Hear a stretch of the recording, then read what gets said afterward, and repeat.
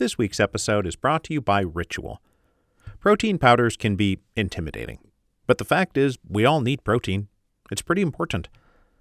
But it's not the case that our protein needs are uniform for everyone at all stages in life.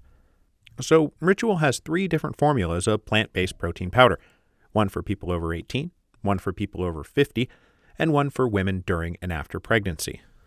Now, I am lucky enough to be married to a woman who has been making smoothies for us every morning for like 15 years now, and protein powder has always been one of the key ingredients. So now we use Ritual protein powder, and it's great. We love it. Whichever formula you get, you're going to get a complete amino acid profile with no added sugars, and all the labeled ingredients are sustainably sourced, so you can feel pretty good about what you're putting in your body. Ready to shake up your protein ritual? My listeners get 10% off during your first 3 months at ritual.com/revolutions. Ritual even offers a money-back guarantee if you're not 100% in love. Visit ritual.com/revolutions today for 10% off your first 3 months.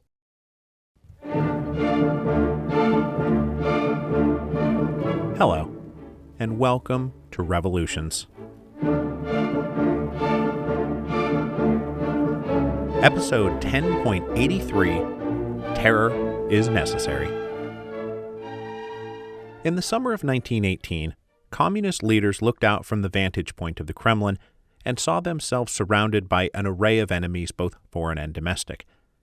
And because Lenin and his comrades made no distinction between the fortunes of the Communist Party and the fortunes of the Russian Revolution, that meant that the revolution was surrounded by an array of enemies, both foreign and domestic. This list of enemies now included their erstwhile coalition partners, the Left SRs, whose quixotic uprising on July the 6th drove home the point to Lenin and his government that only the Communist Party could be trusted to defend the revolution. For them, the logic was axiomatic. For the revolution to survive, the communist regime had to survive. Lenin was not surprised by the array of threats facing the young communist regime, nor believed that they could be avoided. The dialectic of events meant that revolution necessarily begat counter-revolution, although begat isn't even the right word, because revolution does not precede counter-revolution temporally or logically. Counter-revolution is embedded in the very fact of revolution. They are simultaneous events. One cannot stage a revolution such that one will not face a counter-revolution. No sensible revolutionary seeks to avoid conflict with counter-revolutionaries. They seek to win that conflict. And the communist leadership was historically literate, and they had studied all the revolutionary precursors, most especially the original French Revolution, and more immediately the tragedy of the Paris Commune. Lenin believed that the latter had failed in part for their lack of iron will, that the communards in their idealism dithered with administrative minutiae instead of quickly arming and striking Versailles before Versailles struck them. The communards had hesitated to shed blood, and so instead, their blood was shed. For Lenin, revolutions are kill or be killed propositions, and he did not plan on getting killed. So, in the summer of 1918, everything was happening pretty much as expected. On the one hand, there were the forces of revolution, with the assumption still in place that Russia was simply the leading edge of a broader international socialist revolution. And on the other hand, there were the forces of counter-revolution, of bourgeois capitalist imperialism, similarly joined by their own kind of international solidarity. International banks, stock exchanges, and exploitive colonial enterprises, managed by the diplomatic corps and defended by military apparatuses. These forces were, of course, currently enmeshed in a murder-suicide pact called World War I, which is what made international socialist revolution plausible to the point of being an almost guaranteed necessity. But they were still very powerful, still dangerous. And so even while the bourgeois imperialists were engaged in this capitalist civil war called World War I, they would stop at nothing to crush the socialist revolution in its infancy. Which brings us to the component of the Russian Revolution and the Russian Civil War that we have not yet talked about, but which appeared to the communists to be ironclad proof that their analysis of the situation was correct. In the summer of 1918, the Allied powers began a whole series of armed interventions into Russian territory. Now, ironically, the first armed Allied intervention after the October Revolution came at the behest of the young Soviet regime. Remember back in February when Trotsky said neither war nor peace and then walked out of Brest-Litovsk, and the Central Powers said, okay, so war, and invaded? Well, recall that in this brief window, the Bolsheviks reached out to the Allies in case the Germans decided to just never stop advancing. We talked about this in episode 10.78. This is when Lenin said, "Please add my vote in favor of taking potatoes and weapons from the bandits of Anglo-French imperialism." Well, in the midst of this little window, local Soviet leaders in the far northern port of Murmansk faced a possible threat from encroaching White Finns. The British wanted to prevent Murmansk from falling into the hands of forces allied with the Germans, and they disembarked 170 Marines on March the 4th. The fact that Trotsky had invited the British in was later thrown in his face during the intra-party squabbles of the 1920s. But this very brief window coincidentally closed the same day the British Marines landed in Murmansk, when the Russians signed the Treaty of Brest-Litovsk. And though the treaty obviously upended the political dynamic, it did not change the Allied interest in putting troops into places like Murmansk. Their overriding objective was all about winning World War I. They read the terms of the Treaty of Brest-Litovsk and knew how much of the store Lenin was ready to give away. So while they couldn't, for example, stop the takeover of the Ukrainian breadbasket, Allied forces could block access to strategic ports not yet in German hands. They also saw value in holding these ports to possibly run soldiers and supplies to forces inside Russia who were willing to reopen the Eastern Front. Now, despite the communist assumption, the initial Allied incursions were not about the forces of counter-revolution gathering to snuff out revolutionary socialism. It was entirely about the strategic imperatives of the war. From everything I have read, I have no doubt whatsoever that had Lenin buckled to left communist and left SR pressure to abandon Brest-Litovsk and resume the war against Germany, the pipeline of munitions, resources, and money from Britain, France, and the United States would have opened right back up. In May 1918, the revolt of the Czechoslovak Legion accelerated the ambitions of the Allied interventionists. The whole motivation for the Legion was to keep fighting the Central Powers, which meant that they were in complete strategic alignment with the Allies. But no matter what the communists believe, it is not the case that the Czechs rose up at the behest of the Allies. It was simply that their interests neatly coincided and they were obviously now on the same side. Though it is worth mentioning that the Allies disagreed about what to do with the Czechoslovak Legion. The British wanted them to stay in the region to help form the nucleus of a reformed Eastern Front that would at least tie down the Central Powers in the spring of 1918. The French, meanwhile, were hoping to effect their speedy evacuation and race them around the world so they could shore up the Western Front. But more than anything, the Czechoslovak Legion served as an incredibly useful piece of propaganda. All the Allied governments could sell their people on the idea of committing troops to save the brave and beleaguered Czechoslovaks. That's certainly what American President Woodrow Wilson is going to run with. So in late June, for example, 600 more British Marines landed in Murmansk.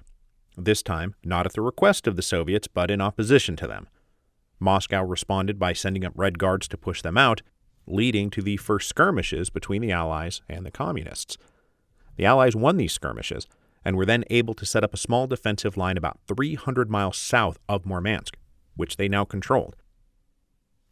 Coinciding with this foreign intervention, other insurrections started breaking out that seemed very closely linked to Allied interests.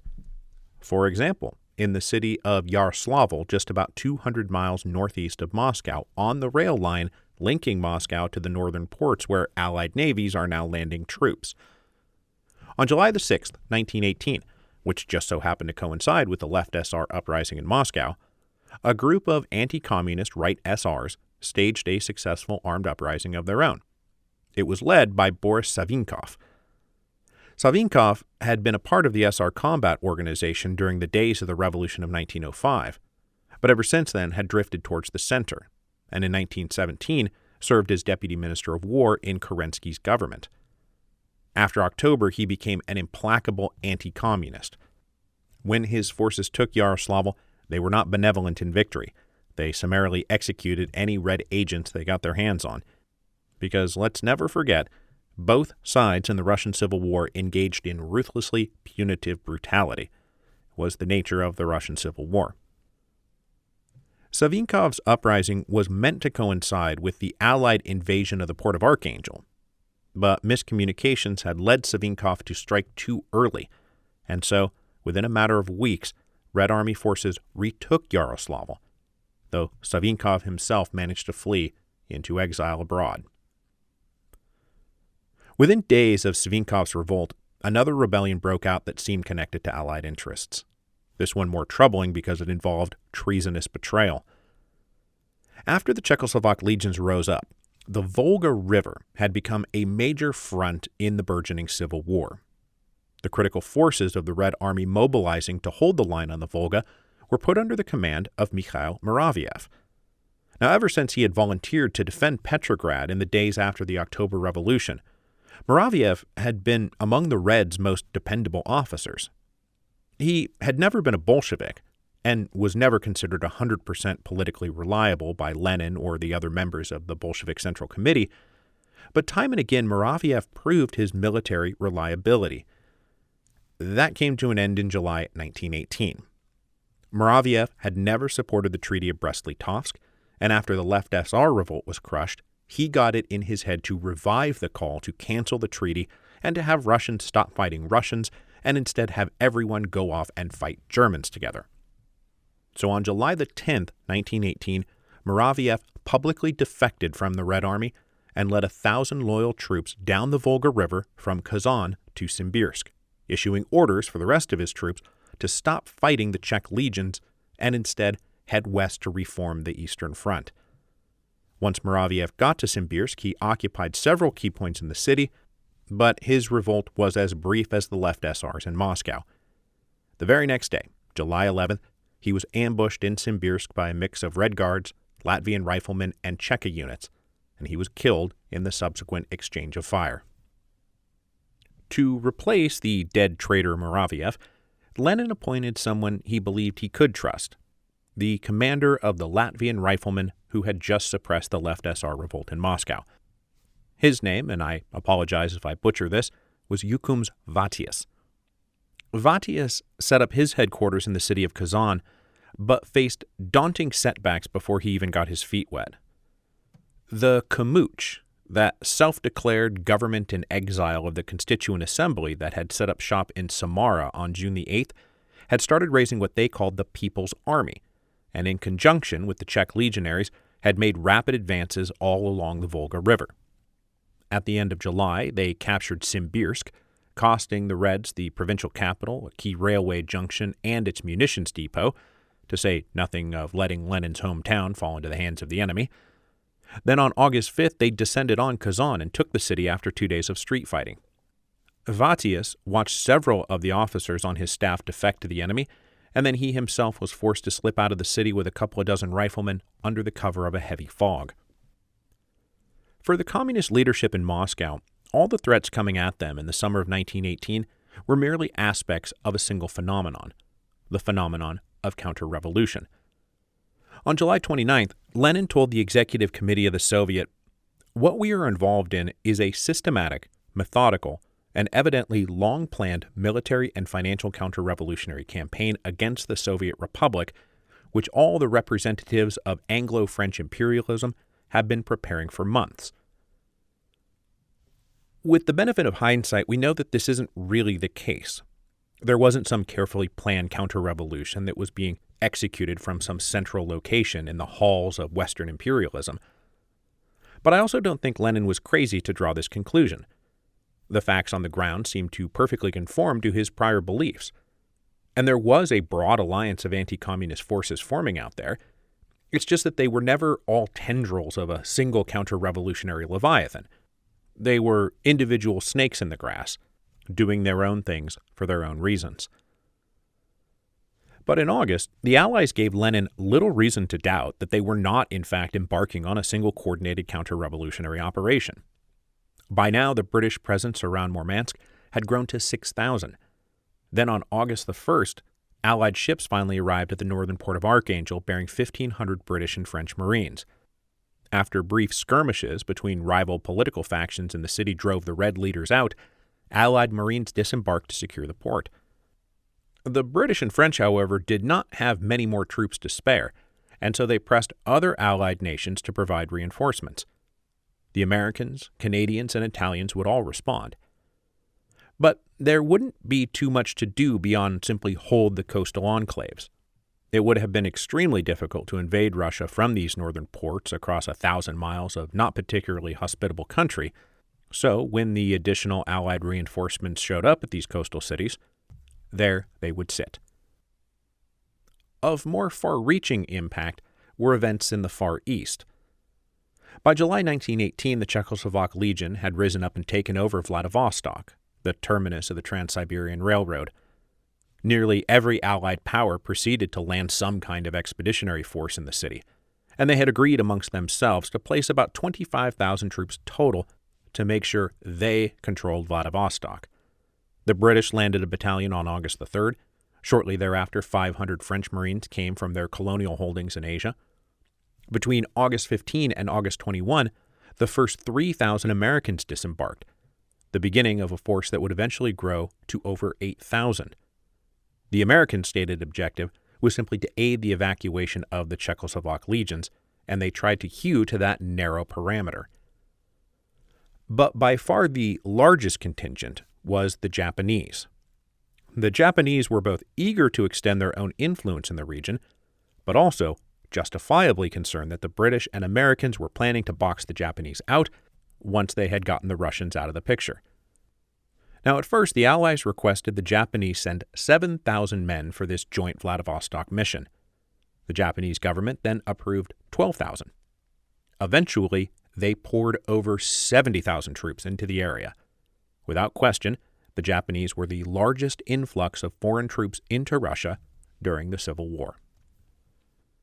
With this apparent leviathan of counter-revolution enveloping the Soviet Republic, Lenin concluded the time had come to follow the lead of their Jacobin forebears, who had faced a similar multi-front crisis in 1792 and 1793.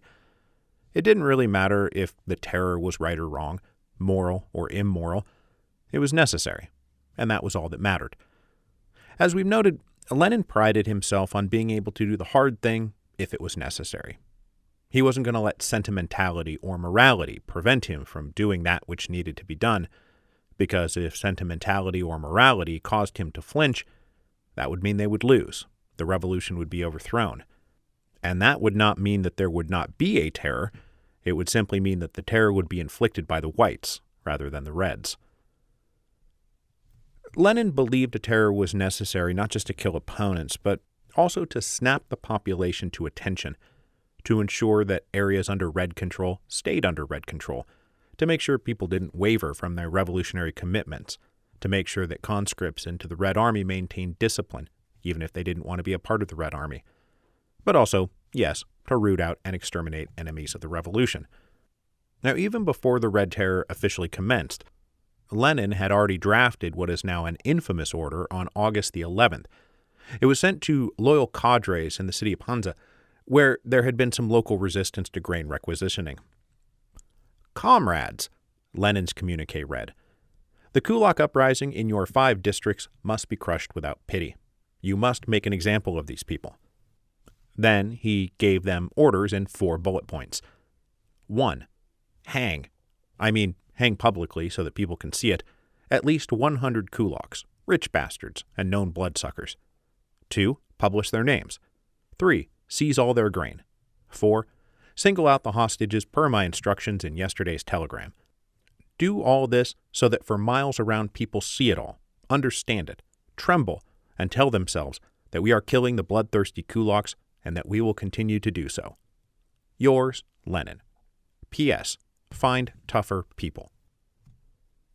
This communique also gets to another component of the terror, which is trying to draw a sharp distinction between us, the good guys, and those, the bad guys, the rich bastards, the bloodsuckers. This distinction would make the terror not merely something the population would endure with trembling fear, but also maybe even actively support. Meanwhile, out on the war front, things started to turn in the Reds' favor, and Trotsky was right in the thick of it.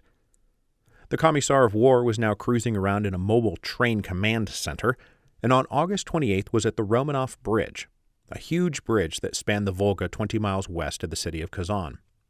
He was there surveying the scene when 2,000 forces of the People's Army marched out of Kazan and tried to take it over. But they had marched all day by the time they reached the bridge and were so tired that when they got there, the Red Army forces under Trotsky fought them off. But it was not a clean victory. One regiment broke and fled in the middle of the battle. And the next day, showing his own clear affirmation for uncompromising discipline and will, Trotsky had the commander of the offending regiment shot, along with 1 out of every 10 men. After its brief hiatus following the February Revolution, the death penalty was back with a vengeance. The victory at the bridge meant General Vatius had a clear path to retake the city of Kazan, and Lenin suggested to Trotsky that if Vatius stalled, delayed, or hesitated in any way, that he should be shot. This, too, hearkening back to the good old days of the French revolutionary armies. But while all this was going on, far more momentous events unfolded in Moscow. Lenin was very much more in favor of killing than being killed, so he rarely left the safety of the Kremlin. But on August 30th, he gave a speech at a munitions factory on the southern outskirts of Moscow.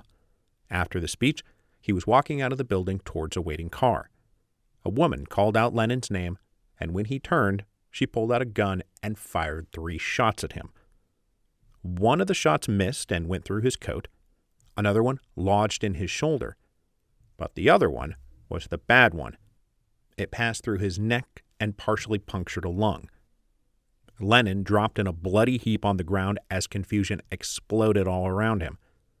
Still conscious, Lenin refused to go to a hospital because he didn't trust anyone there, and he demanded he be taken to the Kremlin and that doctors be brought to him. Given the scope of the injuries and the inadequate medical facilities at the Kremlin, there seemed to be very little chance that Lenin would survive this. I mean, if you move these bullets just a centimeter, he's dead before he even hits the ground. And history starts doing its summary assessment of the life and career of Vladimir Ilyich Lenin, who was assassinated at the age of 48 here on August 30, 1918.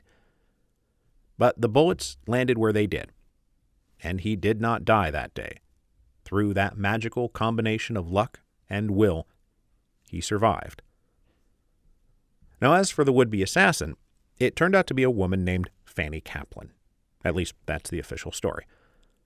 Fanny Kaplan was a long-standing member of the SRs. She had joined the party as a teenager in 1905 and been arrested in 1906 as a part of a bomb plot.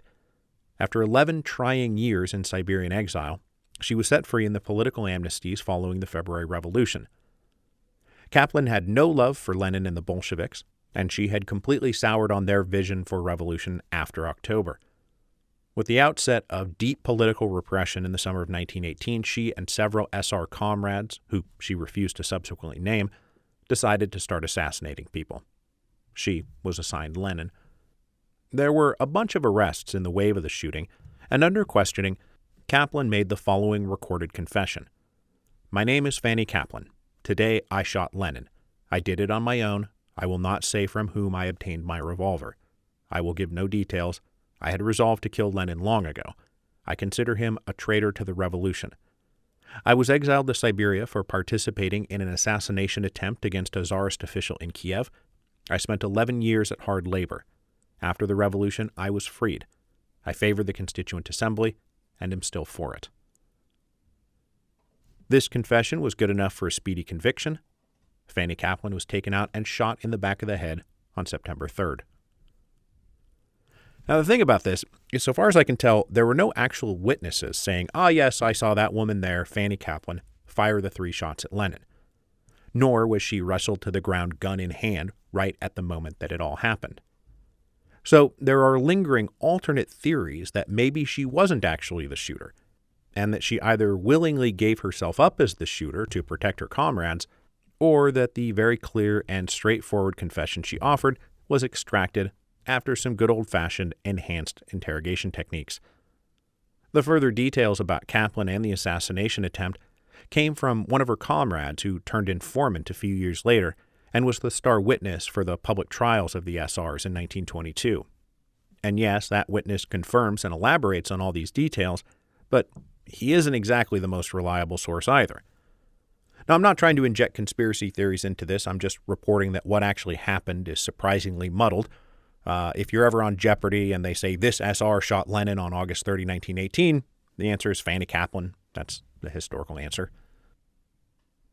So Lenin managed to live, but he is now confined to a recovery bed. And in that bed, he absolutely resolved that the time had come for terror. Now, Cheka was already out there arresting people and interrogating people and executing people, but it's all about to get ramped up to vast national policy. Just a few days after the assassination attempt on September 3rd, Pravda published an appeal to the working class, which said that the people must crush the hydra of counter-revolution with massive terror.